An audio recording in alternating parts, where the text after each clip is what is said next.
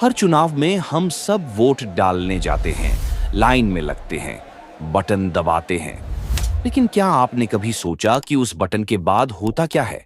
ये जो मशीन है, ईवीएम यानी इलेक्ट्रॉनिक वोटिंग मशीन, ये हमारे लोकतंत्र का सबसे चर्चित और सबसे गलत समझा गया गैजेट है।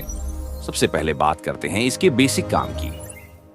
ईवीएम के दो पार्ट होते हैं, बैलेट यूनिट और कंट्रोल यूनिट।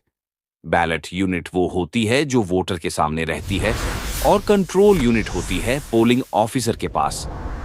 दोनों एक केबल से जुड़े होते हैं, यानी कोई वाईफाई, कोई इंटरनेट, कुछ नहीं।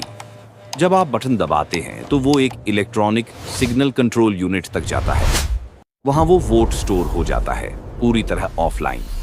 इसलिए ईवीएम को हैक करना लगभग नामुमकिन है, क्योंकि जो चीज इंटरनेट से जुड़ी ही नहीं, उसे हैक कैसे करोगे? लेकिन सवाल ये है कि वोट सही जगह गया या नहीं, ये कैसे पता चलेगा? इसके लिए आया VVPAT system, voter verifiable paper audit trial. मतलब जब आप वोट डालते हैं तो एक छोटी सी स्लिप निकलती है जिसमें उम्मीदवार का नाम और चुनाव चिन्ह दिखता है। वो कुछ सेकंड के लिए स्क्रीन पर दिखता है, फिर मशीन के अंदर गिर जाता है। इससे वोटर को भरोसा मिलता है कि उसका वोट सही जगह गया।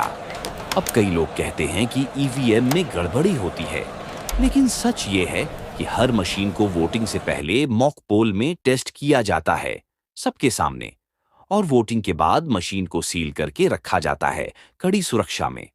रिजल्ट के दिन कंट्रोल यूनिट से सीधे डेटा निकाला जाता है, कोई नेटवर्क, कोई यूएसबी, कुछ नहीं। तो कुल मिलाकर ईवीएम एक बहुत सिंपल लेकिन ब्रिलियंट मशीन है। ना इंटरनेट, ना बैटरी चीटिंग, ना हैकिंग का चांस। हाँ, इंसान गड़बड़ कर सकता है, पर मशीन वो तो वही करेगी जो उसमें डाला गया है। आखिर में याद रखिए, ईवीएम सिर्फ एक बॉक्स नहीं है, ये उस भरोसे का प्रतीक है जो हम लोकतंत्र पर करते हैं, और उस भरोसे की कीमत है एक वोट।